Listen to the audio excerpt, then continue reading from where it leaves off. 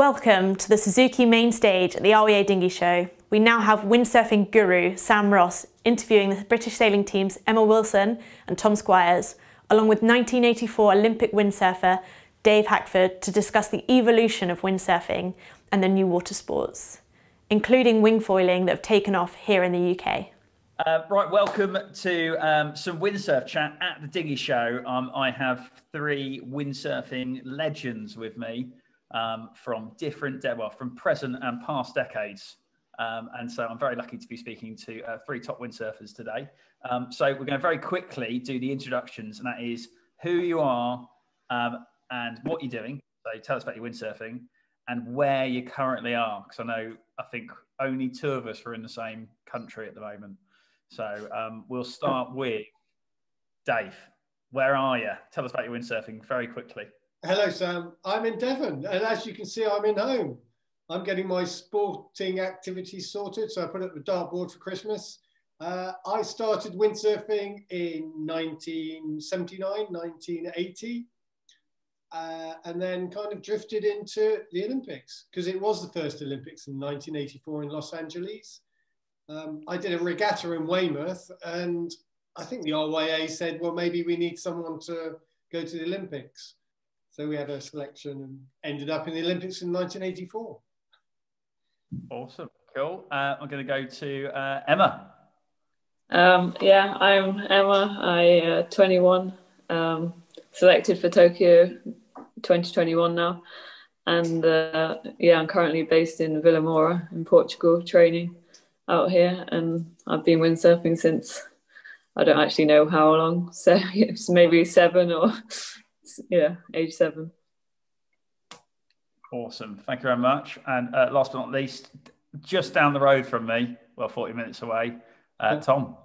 I'm Tom Squires. I am the Olympic representative for Tokyo 2021. I've been windsurfing since 2004, I think, on a family holiday, and now I'm in Lanzarote, just down the road from Sam, as you said earlier. Okay. Lucky me and you. Lucky us. Yeah, very, very lucky. Right. Cool. Okay, cracking. So that's kind of a little bit who we are. So I'm going to start with the bit we always get asked, really. And I think you probably got slightly different things. But what attracted you first to the sport? So what first got you into windsurfing? I'm going to start with Emma, because you can't even remember when you started windsurfing. What first got you into the sport?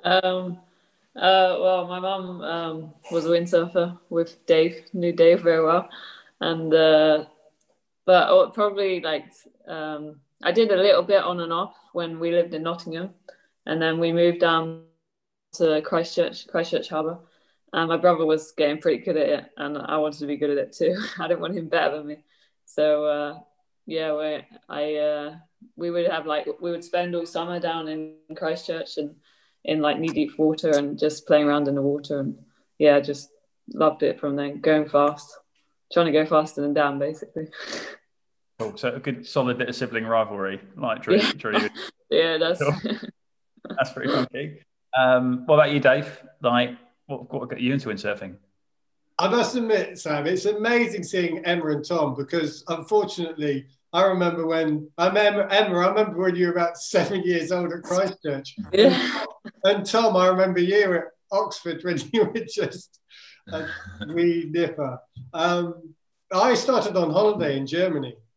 My parents sent me away on my own, and I was in a lake in Hamburg, and the host said, "Do you want to try windsurfing?" And I remember coming home thinking, this is incredible. And I went to the Youth Activity Centre, and they made a wooden board. We stuck together a wooden windsurf board, and from then on, I just loved it. That's cool. So when you came back home, Dave, was there much windsurfing going on then, or was it all still? No, it was still really early days. There were probably about, in Weymouth, I grew up in Weymouth Bay, Weymouth and Portland. I would say there were probably about 4 or 5 windsurfers in total in Weymouth when I started. So it really was the early days. That's pretty cool. It's quite weird, isn't it? Seeing Weymouth and Portland, and now that's where we're all based now. So you happened to start there. We all moved there. So Tom, what got you into it? My parents never used to windsurf.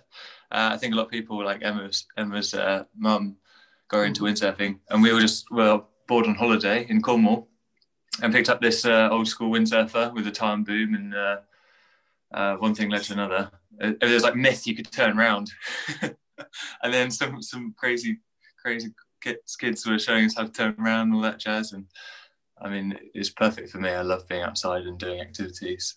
So Tom, your dad encouraged you a lot, didn't he? I remember your dad a lot. Yeah, he loved it. Both me, my sister, and my dad all learned at the same time. And as soon as we got to Oxford Sailing Club, we just were hooked on it every day, every weekend. Tuesdays, Thursdays, racing the longboards. A bit of an unconventional way of learning to race now, but all the old dogs sort of showing us how to do it. Yeah. That's pretty cool. Cracking. So there's a bit of families to blame in a lot of it, I suppose, for all of you there somehow, whether they sent you away or got you on the water or got you stuck in. Okay, so here's my next one. We're going to go to the athlete bit. So two of you are currently professional athletes. One of you was a professional athlete. So I'm just like, what is that like? So, Dave, what was as a professional windsurfer back in the day, what was your day to day like? Officially, first thing every morning, Dave. I can imagine you on those long training rides, then going on the water. Was that what you were doing? Well, officially, we weren't. In the 1984 Olympics, you couldn't be a professional. I mean, you couldn't earn money. So we had to be classed as amateurs, which is all a bit daft. I mean, the professional side, we had no physio, we had no nutritionist. I mean, the only time I had a coach was when I got to Los Angeles. The RYA thought, well, they probably took one look at a windsurfer. The RYA at that time kind of thought windsurfers were a bit of, not a joke, but they weren't serious yachtsmen. Sport. So I just tagged along, and they thought they better give me a coach. So that was amazing. I realized then I may have been a professional by having a coach. That's cool. So it was very much you were just doing it off your own back, and then it went from there. I remember getting some grant money. I needed some grant money to go to a world championship, and I wrote off and got £200 from a Rotary club. So sponsored by like the Weymouth sort of WI/Rotary Club to go see them. That's what it was like.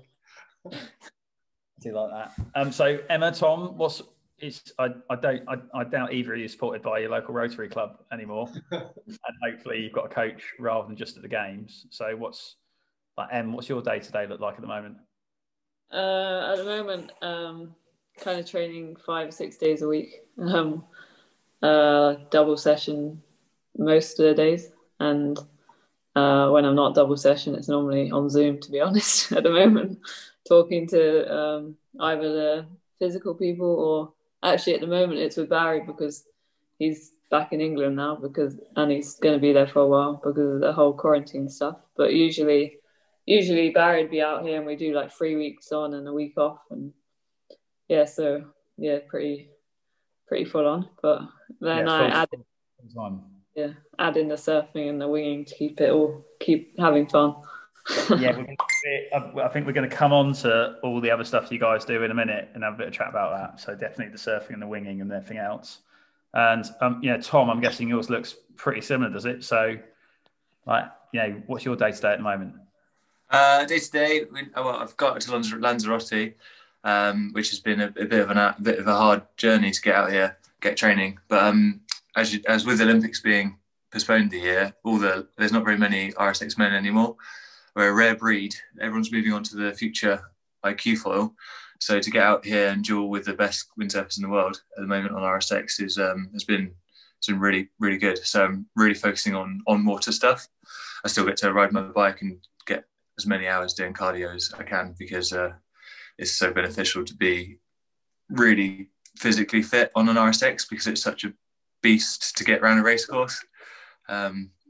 So keeping fit that way. You're not on the water, you're on a bike. Yep, that's it. I've just come back from a run. I've still got a wet t-shirt because it rained. Nice. Rain Yeah. to Lanzarote. Yeah, no, who knew? Raining in Lanzarote, we won't complain. But yeah, it is like raining in Lanzarote. Okay, so we're going to come on to this bit. So you both could have all mentioned this now. It's about the RSX being a bit of a beast to get around the race course. This new foiling thing that's coming in. Dave, your kit, you weren't allowed a harness. So the kit's changed a bit. So very quickly, Dave, what was the kit you were sailing in 1984? Well, it was a wing glider. It was a glass fiber. Oh, I don't know how long it was. It was a long conventional racing board. I think one of the most challenging parts of it, apart from not wearing a harness, was if you were sailing in about a force 5 to 6 with no harness, and you had to go around the leeward buoy, you had to carry the daggerboard on your shoulder, and the daggerboard weighed about 6 kilograms anyway, and it would slap around. And then when you had to aim it into the daggerboard slot, and then drop it down and kick it down so you could go back up the windward leg. That was challenging. I can't even imagine. Imagine that, taking your daggerboard out your RSX at the top mark. Be epic. And so the RSX is the current kit, and we're moving on to IQ foil in 2024. As a very quick show of thumbs, do you reckon is it a good thing or a bad thing? So if you think, the foiling thing at the Olympics, is that a good thing? Thumbs up. If you're not sure, that, and if you're into it, thumbs down. Go for it. We've got one thumbs up. I'm not sure if Emma's screen's frozen or not, or just undecided. It's up. Where's your thumb going, Em? Up. Up. What about you, Dave? No, mine's up as well. You go. We talked about this the other day. So, I mean, what do you think, gang, of the move into the foiling stuff? So you've all kind of give it the thumbs up, but exciting thing to get people into the sport, or do you see it as the next step?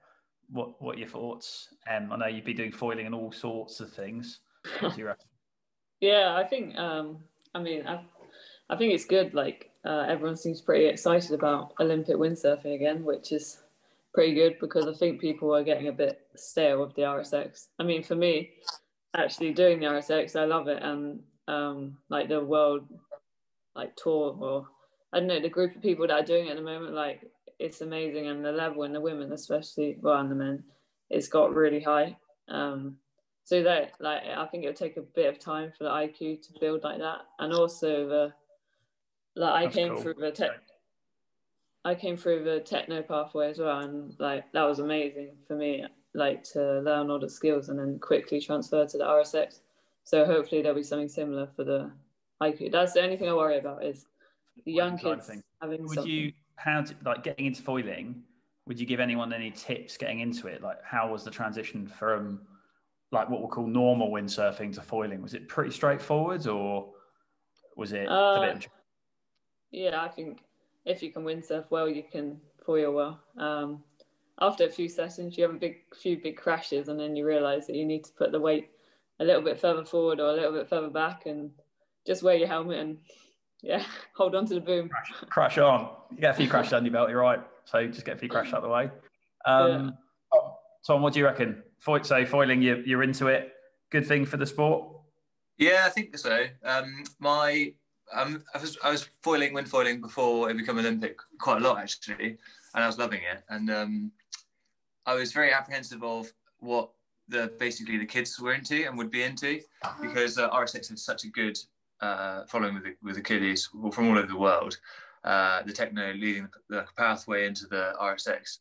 And I thought it'd be really hard and really tricky for them to create a junior class, a foiling class, and transition safely into foiling, which is a bit of a concern, as well as whether, when I moved from techno to RSX, RSX was so new to me and so new that I was super excited about it. And to see all the young windsurfers now getting super excited about foiling, and actually, kids get into it so well. They're so naturally talented at picking things up that it was great to see how excited everyone was about windsurfing. Good. And Dave, what do you reckon? So you've seen the full arc, haven't you, all the way from the beginning? Yeah. Good thing, bad thing?